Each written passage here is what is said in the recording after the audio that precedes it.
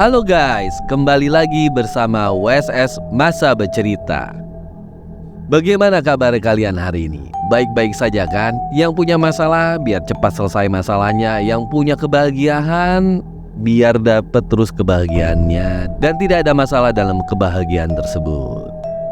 Jadi begini ceritanya guys. Pada tahun 2012, ada kejadian tragis di negara Amerika Serikat, yaitu ada seorang pemuda yang bernama Tucker Cipriano.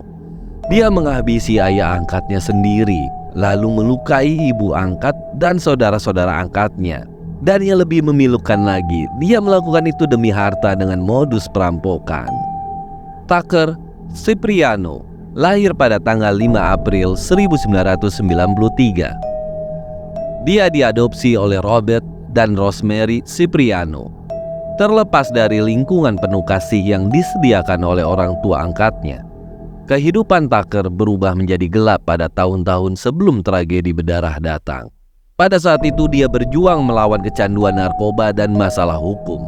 Hal itulah yang membuat hubungannya renggang dengan keluarga angkatnya.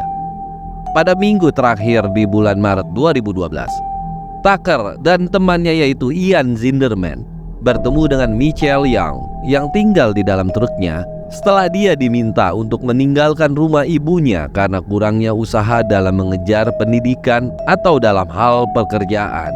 Persahabatan Tucker dan Michelle dengan cepat berubah menjadi bestie dalam kejahatan alias partner in crimes. Tucker, Michelle, dan Ian, mereka bertiga menyusun rencana untuk merampok dan membunuh penghuni sebuah rumah dengan tujuan untuk mencuri harta benda senilai $3.000. Tucker berharap dapat menggunakan uang tersebut untuk melarikan diri ke Meksiko dengan alasan untuk menghindari hukuman karena dia takut ditangkap karena melanggar masa percobaannya. Meskipun Ian pada awalnya terlibat dalam rencana tersebut, dia menolak untuk berpartisipasi dalam rencana pembunuhan. Namun demikian, pada malam tanggal 15 April 2012, rencana ketiga sekawan itu makin mengerikan karena target mereka malah mengarah ke keluarga Tucker sendiri.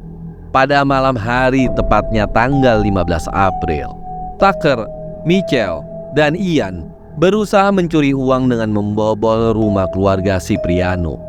Karena mereka sebelumnya sudah beberapa kali gagal menarik uang tunai dari kartu debit curian.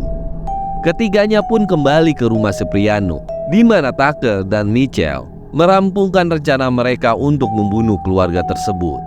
Ian yang tidak ingin mengambil bagian dalam kekerasan tersebut akhirnya mengundurkan diri dari rencana tersebut. Dan di kemudian hari, saat di persidangan, dia diberikan kekebalan hukum sebagai imbalan atas kesaksiannya terhadap Tucker dan Michelle. Pada dini hari tanggal 16 Aprilnya, Tucker dan Michelle masuk ke rumah Cipriano untuk ketiga kalinya, dan itu akan menjadi terakhir kalinya juga. Hanya berbekal pisau dan tongkat baseball, mereka berniat menjalankan rencana maut mereka di saat keluarga tersebut sedang tidur. Namun pada saat itu anjing keluarga Cipriano, yaitu Amy, mulai menggonggong lalu membangunkan Robert Cipriano dari tidurnya. Dan dia langsung menghadapi para penyusup dari dapur. Yang terjadi selanjutnya adalah serangan brutal yang akan mengakhiri hidupnya Robert. Upaya Robert Cipriano untuk melindungi keluarganya berakhir dengan tragedi. Tucker yang saat itu bersenjatakan tongkat baseball mulai memukuli ayah angkatnya dengan membabi buta.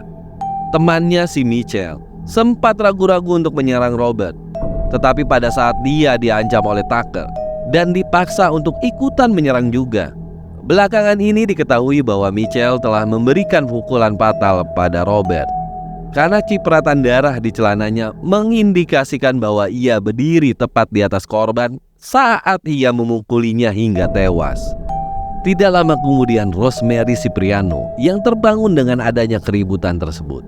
Pada saat itu dia langsung menyaksikan serangan mengerikan terhadap suaminya. Dalam keadaan panik dan putus asa untuk membela keluarganya, salah satu putrinya mereka yaitu Isabella membawakan tongkat baseball untuk ibunya. Tetapi Michelle mengambil tongkat pemukul itu dari Rosemary dan menggunakan tongkat tersebut untuk memukulnya sampai terluka parah.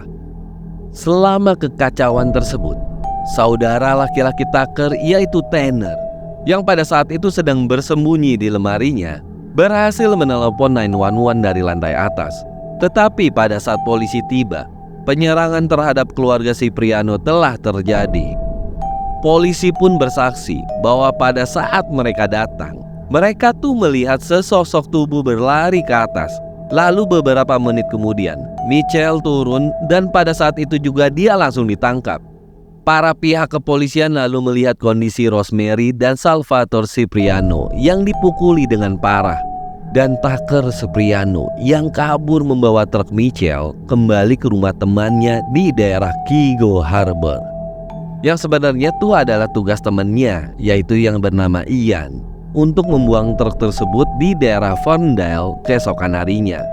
Tetapi polisi mengawasi kendaraan itu dan menangkapnya sebelum dia sempat melakukan hal tersebut. Akibat dari serangan tersebut membuat keluarga Cipriano hancur. Robert Cipriano tewas di lokasi, dan bagi Rosemary maupun Salvatore harus menjalani masa pemulihan yang panjang dari luka-luka yang mereka terima. Dapat dibayangkan guys, keluarga yang dulunya sangat erat ini terkoyak oleh pengkhianatan Tucker dan kekerasan yang tak terbayangkan yang terjadi di rumah mereka sendiri. Tucker Cipriano ditangkap atas tuduhan pembunuhan tingkat pertama dengan tidak ada perlawanan dan kemudian mengakui apa yang sudah dilakukan kepada keluarga Cipriano.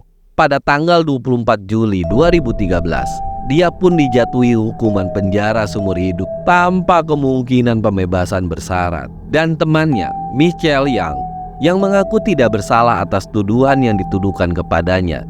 Dia juga dihukum atas semua tuduhan, termasuk pembunuhan berencana tingkat pertama dan pembunuhan berat tingkat pertama, dan 2 tuduhan penyerangan dengan maksud untuk membunuh. Dia juga dijatuhi hukuman penjara seumur hidup tanpa adanya kemungkinan pembebasan bersyarat. Pada saat persidangan, Tucker Cipriano dan Mitchell Young, sang pembela mereka, mengargumenkan bahwa obat sintetis K2 memainkan peran penting dalam aksi mereka. Pada saat serangan itu, mereka tuh masih berada di pengaruh K2 yang juga dikenal sebagai ganja sintetis. Detail ini menjadi titik fokus persidangan karena pihak pembela selalu berusaha untuk berargumen. Dan menurut argumen mereka, bahwa obat tersebut telah mengganggu penilaian klien mereka dan berkontribusi terhadap kekerasan. Namun juri pada akhirnya memutuskan bahwa kedua orang tersebut bersalah atas kejahatan mereka.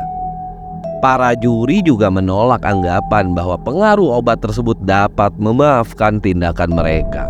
Pada tahun-tahun setelah pembunuhan tersebut, Mitchell Young mengajukan banding atas hukumannya. Dia berusaha untuk membatalkan hukuman seumur hidup yang diterimanya. Namun, pada tanggal 28 Oktober 2015, Mahkamah Agung Daerah Michigan menolak permohonan banding Mitchell dan mereka menguatkan hukumannya atas semua tuduhan.